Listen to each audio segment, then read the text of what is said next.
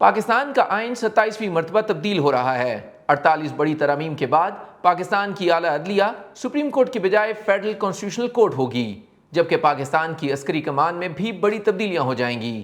Chairman joint chiefs of staff committee کا عہدہ ختم ہو جائے گا۔ Chief of army staff chief of defence forces بھی ہوں گے، یعنی تینوں فورسز کی کمان کریں گے۔ فیلڈ مارشل کا اعزاز تا حیات برقرار رہے گا۔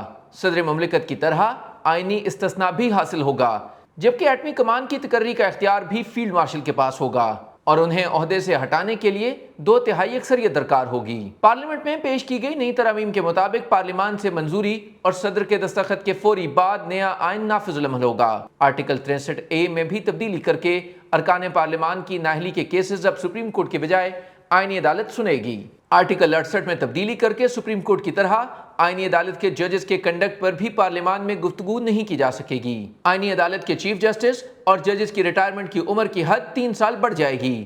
یوں جسٹس امین الدین خان رواں ماہ ریٹائر ہو رہے ہیں، ان کے مزید 3 سال کام جاری رکھنے کے امکانات ہیں۔ ججوں سے متعلق تمام اہم اختیارات جوڈیشل کمیشن کے پاس ہوں گے۔ آئین میں تبدیلی کے بعد صدر ہائی کورٹ کے ججز کی ٹرانسفر ان کی مرضی کے بغیر بھی کر سکیں گے۔ سب سے اہم تبدیلی آئین کے آرٹیکل 243 میں کی گئی ہے۔ Field marshal, martial of air force اور ایڈمرل آف فلیٹ کا رینک، مرات اور وردی تا حیات رہیں گے۔ قانون میں درج مقررہ میعاد مکمل ہونے پر وفاقی حکومت فیلڈ مارشل کو ریاست کے مفاد میں کوئی بھی ذمہ داری دے سکتی ہے۔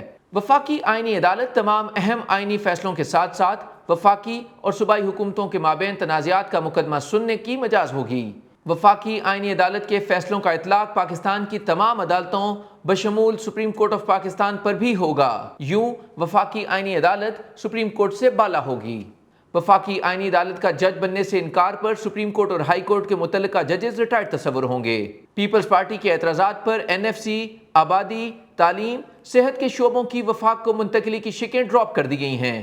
ایگزیکٹو مجسٹریٹس کے اختیارات کی متعلق شقیں بھی نکال دی گئی ہیں۔ یوں 27ویں آئینی ترمیم کے بعد پاکستان کی عدلیہ مکمل تبدیل عدلیہ ہوگی، جس میں ایگزیکٹو کی مداخلت کا اعتراض کرنے والے ججز مائنس ہو جائیں گے، جبکہ عسکری قیادت کے اختیارات میں اضافہ ہوگا اور تمام فیصلوں پر بھرپور آئینی تحفظ ہوگا۔